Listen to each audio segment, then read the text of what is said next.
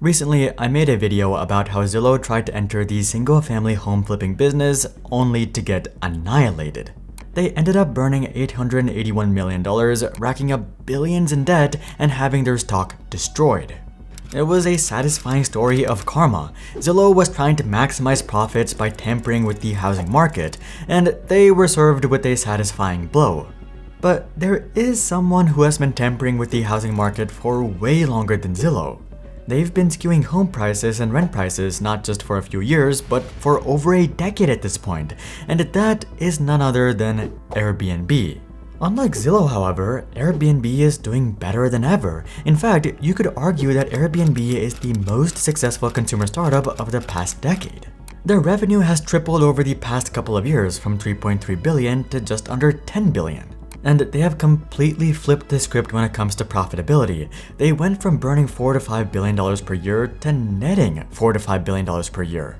Likely the best testament of their strong position, however, is their stock price. In fact, their IPO was at $68 per share, but by the time the stock started trading, it was up to $146 per share. Many investors assumed that things would cool down substantially after the hype wore off, as that's what happened to every other modern startup. For example, Zillow is down 76%, Square or Block is down 73%, Rivian is down 93%, Robinhood is down 68%, and DoorDash is down 47%.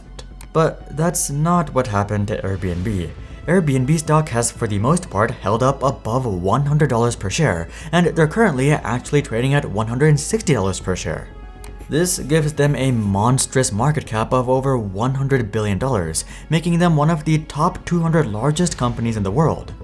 And they don't even have that rich of a valuation. Their P ratio currently sits at a modest 22, which is lower than the likes of Apple, Microsoft, Google, and Meta. So here's how Airbnb skewed home buyers and went on to do better than ever.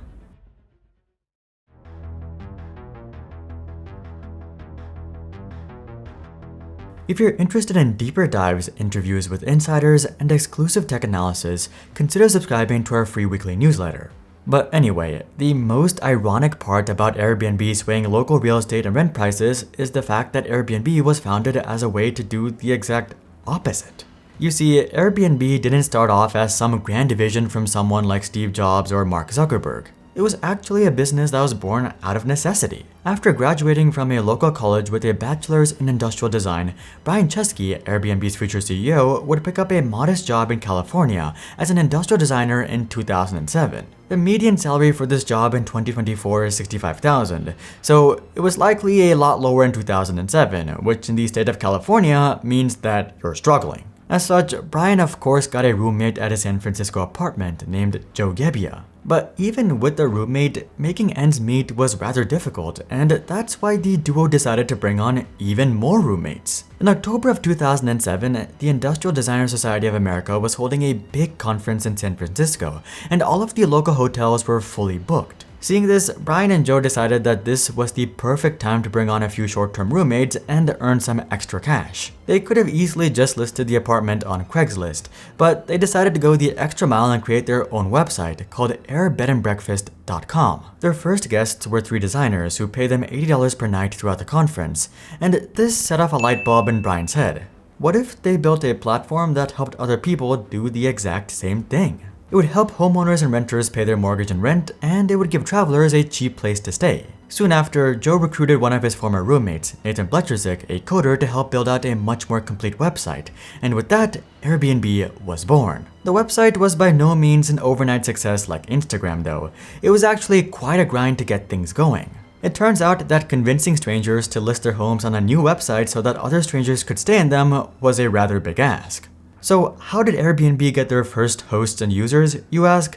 Well, literally one by one. They went onto Craigslist, found people who were already listing their homes and apartments, and messaged them to list their places on Airbnb as well for more exposure. This got them a few dozen hosts, but nothing too crazy, and in the meantime, our trio was maxing out their credit cards trying to keep the website running. In fact, Brian would end up with $25,000 worth of credit card debt, and Joe would end up with tens of thousands as well. They would eventually have a lucky break, but this had nothing to do with Airbnb and everything to do with their design skills. You see, this was during the peak of the 2008 US election cycle between Barack Obama and John McCain. So Brian and Joe decided to design a couple of fun cereal boxes based on Obama and McCain, and they sold them online for $40 a piece, similar to what Brandon Shepard does on his channel. This would end up going somewhat viral online, and the duo would end up selling $30,000 worth of cereal boxes. This helped pay off some of Brian and Joe's credit card debt and kept the company afloat. But more importantly, it caught the attention of one of the founders of Y Combinator, Paul Graham. At the start of 2009, Paul threw Airbnb a lifeline of $20,000 and got them in touch with some VC investors. And a couple of months later, Airbnb would manage to raise $600,000 from Sequoia Capital, and the company was finally off to the races. As you can see, Airbnb wasn't a story of some Harvard or Stanford dropout creating the next big thing and scaling it to billions. It was actually a story of a couple of ordinary guys trying to make rentals more affordable and struggling a lot in the process. But while the founders had the best of intentions going into Airbnb, things would end up playing out a lot differently than expected.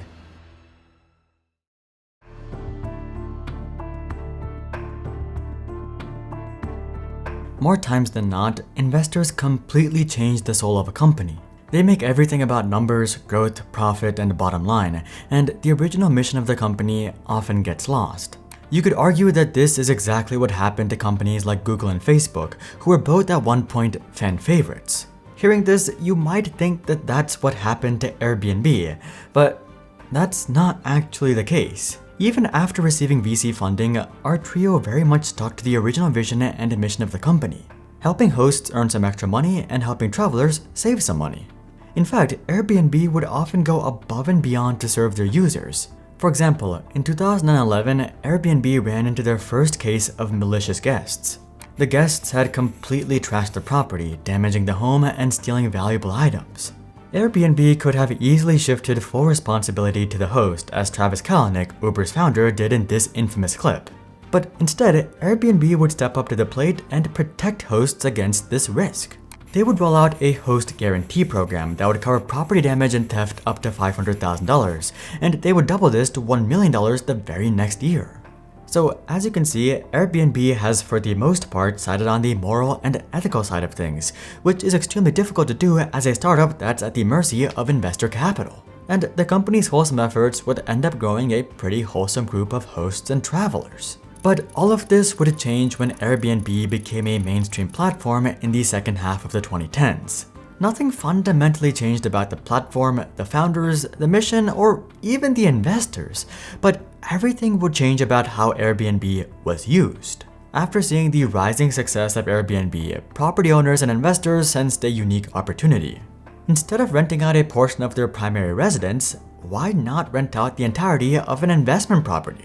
This would not only drive more revenue than a long-term tenant, but also give property owners more flexibility over their residence. Did they want to use the property themselves for 2 weeks over Christmas? No problem. It wasn't just the demographic of hosts that changed on Airbnb, but also the demographic of guests. Originally, the demographic was primarily travelers who were looking for the cheapest accommodations that they could find. Airbnb was a sort of alternative to staying at a hostel or cheap motel. But as Airbnb became more mainstream, guests were no longer looking for a cheap bed to crash in. They started looking for luxury residences that they could have all to themselves. And before you knew it, Airbnb went from being the place for budget accommodations to being the place to rent out villas. And one of the main side effects of this trend is of course increasing home and rent unaffordability. Just think about it. What happens when everyday home buyers are competing against property investors and when everyday renters are competing against luxury vacationers? Prices go way up. In fact, there is a name for this trend. It's called the Airbnb effect. It's estimated that for every 1% increase in Airbnb listings, rent increases by 0.018% and house prices increase by 0.026%. That might not sound like a big deal, but keep in mind that over the past 10 years, Airbnb has gone from 300,000 listings to 7.7 million listings. That's an increase of over 2,400%, meaning that Airbnb may have single-handedly increased rent by 43% and house prices by 62%. And the numbers are likely even higher in Airbnb-dense cities like Austin, Nashville, Seattle, San Francisco, and LA. In fact, I can speak to that from personal experience. My parents live in Austin and they recently bought a new house, so they decided to rent out their old house. And the first 5 to 10 people who reached out about the property were all Airbnb investors who were all willing to pay 5 to 10% above the asking price. My parents ended up renting out to a normal family, but you can see how this sort of environment can easily screw up the housing market, which brings us to the question of, is there a solution?